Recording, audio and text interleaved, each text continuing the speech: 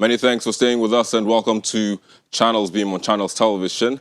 Today on the program, with gradual easing of the lockdown order by the president already in place, some Nigerians are breathing a sigh of relief while some believe the decision is coming earlier than expected. So today we will be looking at the measures put in place by the government for the gradual easing of the lockdown and how effective it will be as the fight against COVID-19 continues. We will also look at the e-learning approach being deployed by schools nationwide as schools remain shut. But before we get into all of that, let's take a look at a few trending social media topics in the past week.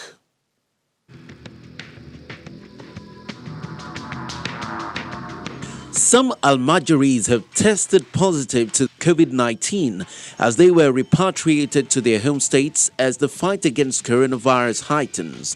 While some have tested negative, some tested positive, while others have been quarantined in an isolation center.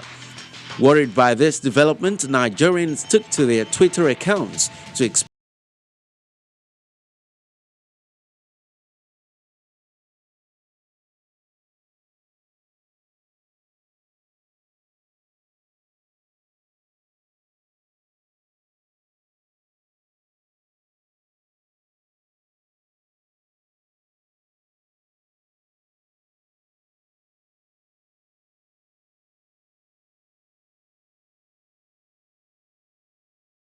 a necessity in work and public places.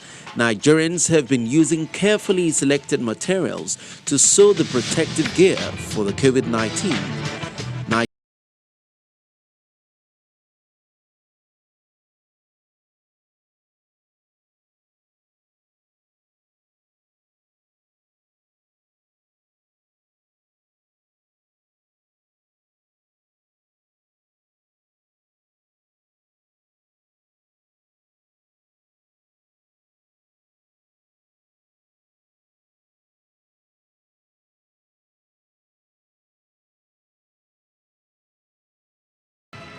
Well, you can also be a part of the conversation from wherever you are watching from the world using the social media addresses showing on your screen. That's at Channels TV, at Channels Beam, at Victor_Mbidi, and as well as the hashtags Channels Beam and also easing the lockdown. Well, joining us to look at today's topic, we have with us from our Abuja studio, we have Ileo Kikiewo. He is a public relations professional and a social media enthusiast who raises awareness on the various challenges the girl child faces and is passionate about making everyone see their struggles and challenges turn into opportunities and success. He has worked on various projects across the country for NGOs and the private organization. He joins us from our Abuja studio via the virtual reality interface. It's a pleasure to have you on the program. It's my pleasure to be here, Victor. Of course. Once again, thanks for joining us. We also have joining us via the Google Plus Hangout all the way from Dunedin in New Zealand, Dr. Olumuyiwa Amao. He is a political scientist who focuses on the application of the meta-theoretical approach of eclecticism to the understanding and interpretation of the foreign policy and intervention behavior of emerging middle powers in Africa. His publications have appeared in a number of scholarly journals in Africa. It's a pleasure to have you on the program today, Dr. Olumuyiwa. It's a pleasure to be here. Of course. We also have joining us via the Google Plus Hangout from New York, Kolade Kaede. He is a seasoned cybersecurity professional. It's a pleasure to have you as well on the program today. Thank you for having me, Victor. Of course. Well, let's begin with you, Kolade. You're in New York. New York seems to have some form of similarities with Lagos, and so far so good. New York, as it is now, has more cases than even some countries. But here in Nigeria, we're easing down the lockdown in Lagos, in Abuja, as well as Ogun. But let's just make a quick comparison with Lagos and New York now. Do you think this is coming too soon or is coming at the right time? Well, on that, Victor, from experience and from what we experienced down here in New York, I would personally, I think we are relaxing, the stay-at-home order too early. That's a personal opinion. But however, I want to believe the government should have done their homework and they should know what is best for our citizen. And I want to believe they will have looked at their models before coming up with such decision. But personally, I think it's too early. Way too early. All right, Dr. Mao, what do you think about this? Do you think do you share the same view, or you have a different one? No, I think I want to align with Kolade submission. All countries in the world that have taken it upon themselves to relax lockdowns have done that on the basis of scientific evidence. In Nigeria's case, we have not even gotten near to the peak of the virus. And it's surprising that barely 3, 4 weeks after the lockdown was initiated, the government is relaxing, the lockdown. It's never done anywhere in the world. We are not testing enough people, and we have no accurate data as to how many people are actually living with the virus or carrying the virus, and we're relaxing lockdowns for economic reasons. So what is happening in Nigeria's case is that economic, considerations are superseding the health and well-being of the average Nigerian, and I think that's really unfortunate. If I may quickly come in, Dr. Mao, I mean, you just made mention of verifiable data, and now you're saying also that Nigeria is looking at the economic perspective of this in above, the well-being of the human. There's also no verifiable data to confirm that statement. No, there is very valuable data. For example, Nigeria has done one of the fewer number of tests in Africa. If just start from the African continent, considering what our population is, we have actually conducted slightly above 17,000 tests over a population of 200 million people. So you cannot begin to base your decision to reopen the economy on the basis of the fewer tests you have conducted. That's just a small sample of a larger population. Countries are relaxing lockdowns, have done 1 million, 2 million, 3 million tests. I'll come back. They have seen the graph. I'll come back to you just in a moment, but let's speak to Ilewo, who is joining us, of course, is right here in Lagos via the virtual reality interface. Ilewo, so some believe that this call is coming too early, but I'm sure some others also believe that it's coming at the right time. But I don't know. What do you think about this? Well, for me, I think everybody is entitled to their own opinion. Like my two friends who spoke earlier on, they believe that the government shouldn't have relaxed the lockdown. But the truth is, we know how government works. The federal government set up a committee, a presidential task force on COVID-19 that had been working assiduously for over 6 weeks now. And for them to have advised for the lockdown to be eased, I mean, they wouldn't have done it based on a flimsy excuse or based on or for economic reasons. They have their data that you and I don't have access to. My friend speaking from New York and and the other doctor don't have access to the data the presidential task force has access to. And so if they are saying that we can now start partially easing lockdown across the country, I think it's coming at the right time. We've seen a lot of people say that hunger virus is a much more potential killer compared to coronavirus. I mean, it's their own opinion. But for the government to be saying they are easing lockdown today, I mean, they must have a good reason for them to do that. So do you have any, I mean, are there any of those reasons? Do you know of any of those reasons? Do you think they've done enough research, like Dr. Mao was saying, in terms of testing? We haven't tested so much, and maybe perhaps that's why he's thinking that it's pretty much coming too early.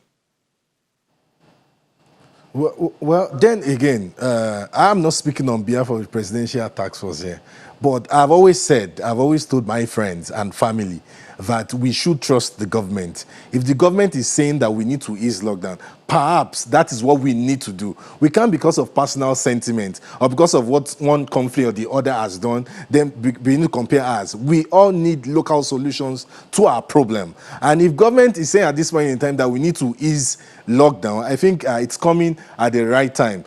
Government every day continues to expand its testing capacity.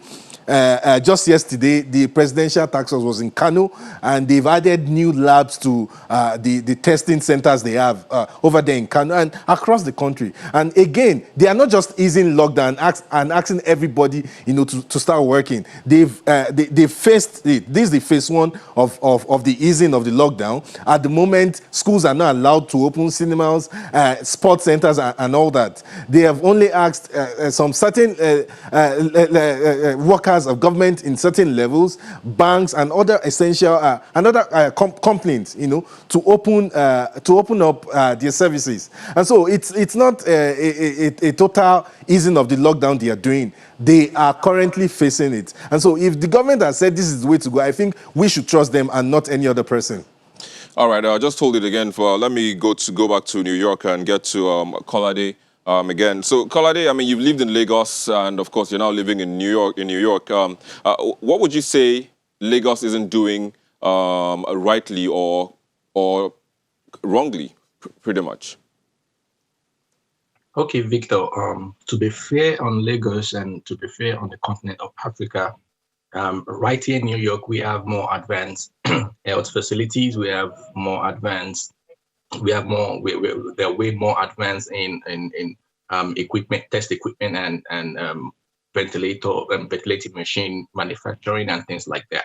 But after being said that, this does not remove the fact that what we saw happen in New York is there's a model. Every day the governor come online and they show us what the model that they told us, the model they're using to track what is happening. And we see by ourselves as they do the test, we have the number of cases and the number of tests they've done, the number of positive they've recorded, and the number of hospitalization they've recorded. Fine, Lagos is doing similar thing, but if you look at the data they use in coming to attempt to say, okay, we need to relax or extend the lockdown, it is open to everyone, and everyone could see it as it was rising, and we are all seeing it as it's coming down right now. We know we've because the governor usually says one thing, and he always say, let us bend the curve. We all saw it, we all knew it that, okay, good, the curve have been bent. Now the curve is coming down. Then everyone knows, okay, we are getting close to opening up the economy. But reverse is the case in Lagos, especially in Lagos, Nigeria. Reverse is the case. No one have seen this curve go to the peak, to the maximum. No one saw it being curved to say, okay, yeah, we've gotten to the maximum. We've had so many hospitalization. All this has happening. We've tested so many people. We've recorded so many deaths. Nobody have seen that curve being bent. The curve is, and the curve is still, the graph is still skyrocketing, it's still going up, and you are relaxing the curve. It's not done anyway. So there is no justification for relaxing the curfew. One thing I would say, fine, they may have learned from countries like New York, where it is obvious that, okay, if you have it, you can prevent the next person from having it by doing what? Wearing nose masks. But how many people do you see in Lagos today wearing nose masks to prevent their neighbors or their I've seen quite a number actually wearing that. But let me just come to Olumuyiwa. What do you think we should be doing differently? Just as we wind this down quickly, please. Look, there's just a straightforward solution, not solution. It's straightforward way forward to getting out of this coronavirus thing, and it's testing. I repeat, we don't have an exact idea of how many people are actually with the virus in Nigeria. And I'll give you a quick statistic. Ghana is just a country of 31 million people that's conducted well over 117,000 tests. Nigeria is 200 million, close to nearly 7 times the population of Ghana. And we have only done 17,566 tests. And Ghana has conducted 117,000 with 2,169 people in cases as of yesterday. What justification do we have on the basis of science to be easing lockdown when you have done a test of just 17,000, which is equivalent to about 85 of every 1 million people in Nigeria? You cannot sample 85 out of every 1 million people and say that you're easing lockdown. It's not done. Our government is doing the right thing at the wrong time.